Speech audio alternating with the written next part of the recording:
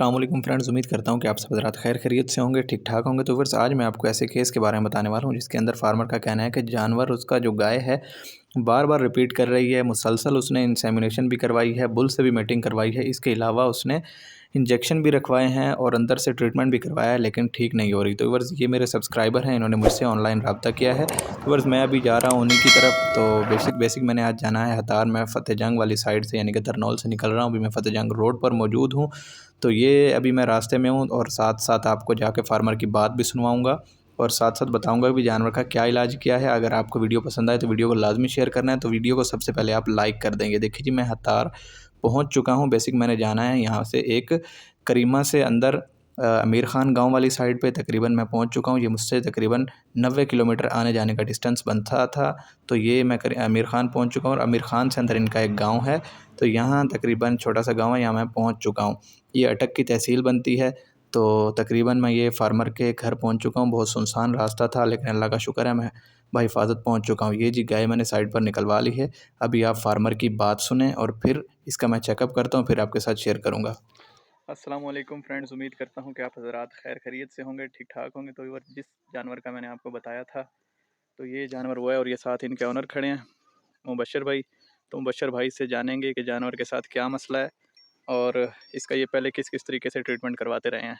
तो मुबशर भाई बताएं। इसका सर तकरीबन साल हो गया, हमें 1 साल पूरा हो गया। अच्छा। इसको हम ट्रीटमेंट इसका करवा रहे हैं। ये मतलब रिपीट होती थी बार-बार। अच्छा। काफ़ी दफ़ा बहुत सारे डॉक्टर्स को भी बुलाया है, ठीक है। लेकिन नहीं मसला हल हुआ। ठीक उन्होंने है। दवाई वगैरह रखी है अंदर बच्चेदानी में। अच्छा, तो क्या मसला बताते रहे हैं डॉक्टर आपको? क्या अंदर मसला क्या है? एक डॉक्टर ने मसला बताया पीप का, और वो ठीक है। दवाई भी रख के गए हैं। उसके बाद वो आए हैं तो उन्होंने कहा कि साफ़ है। लेकिन अच्छा। उसके बाद दोबारा उन्होंने इंसेमिनेशन की है तो फिर भी गाय रिपीट हो गई है। अच्छा। व्यूअर्स, ये गाय हीट पर है। आज मैं इसको चेक करने आया हूँ। अभी इसको साफ़ करके हम अंदर से चेक करते हैं कि गाय के अंदर बेसिक मसला क्या है और क्यों ये प्रेग्नेंट नहीं हो रही, क्यों ये बार बार रिपीट हो रही है। तो ये जी मैं अभी इसको चेक करने लगा हूँ। इसके अंदर अभी हाथ डालूंगा और मैं साथ साथ गन वगैरह भी मैंने तैयार कर रहा हूँ कि अंदर मेडिसिन वगैरह रखेंगे, इसको डाउचिंग देंगे, इसको साफ़ करेंगे। तो ये देखें जी, अभी मैं इसको अंदर से ख़ाली कर रहा हूँ। ख़ाली करने के बाद ये और साथ साथ ही आपको नज़र आएगा ये इसका तारें।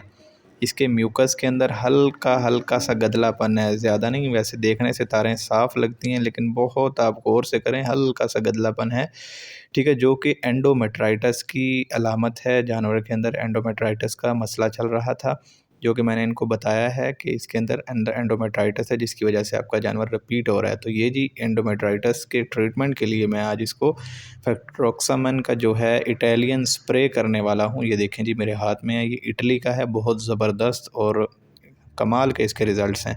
तो ये मैं इसको दोबारा से अभी साफ़ कर रहा हूँ। साफ़ करने के बाद साथ साथ मैंने ये गन तैयार करके इसके अंदर ये एंटर कर दी है और अभी मैं इसके ऊपर जो है साथ एक फ़िक्स करने के लिए जहाँ से हमने स्प्रे करना है, इसके ऊपर एक ये पार्ट देते हैं प्लास्टिक का। तो ये मैं इसके ऊपर अपनी शीट के ऊपर फ़िक्स करूँगा ताकि मैं इसके थ्रू डायरेक्ट स्प्रे ना करूँ। इसके थ्रू स्प्रे जाएगा तो प्रेशर बहुत अच्छा बनता है। तो ये मैंने लगा दिया है।